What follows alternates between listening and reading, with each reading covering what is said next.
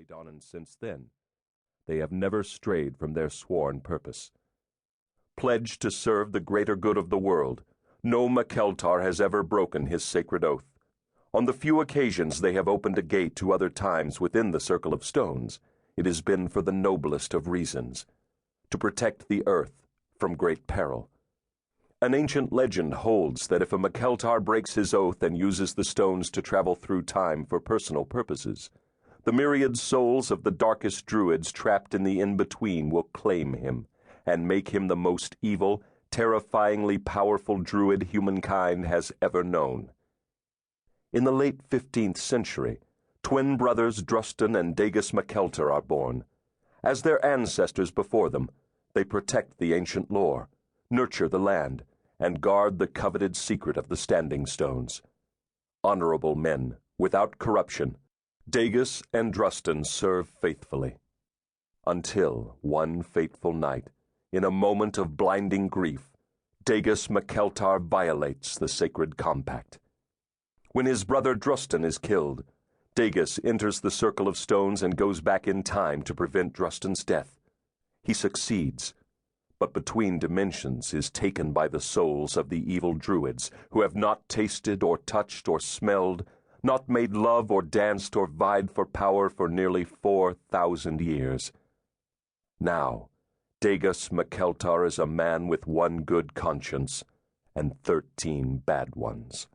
Although he can hold his own for a while, his time is growing short. The darkest druid currently resides in the East 70s in Manhattan, and that is where our story begins. Present Day. Chapter 1. Dageus MacKeltar walked like a man and talked like a man, but in bed he was pure animal. Criminal attorney Catherine O'Malley called a spade, and the man was raw sex with a capital S.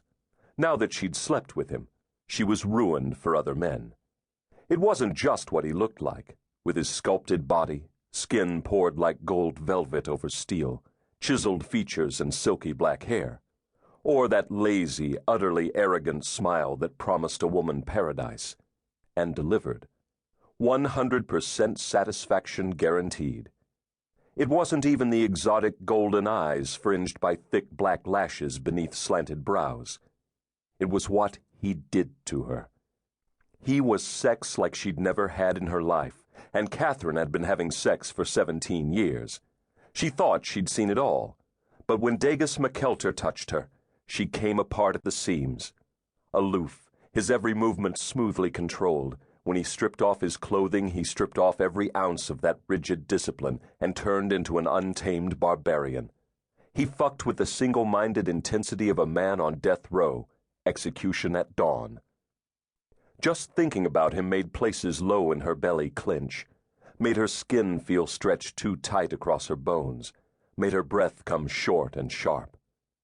Now, standing in the anteroom outside the enameled French doors of his exquisite Manhattan penthouse overlooking Central Park that fit him like a second skin, starkly elegant, black, white, chrome, and hard, she felt intensely alive, every nerve wired.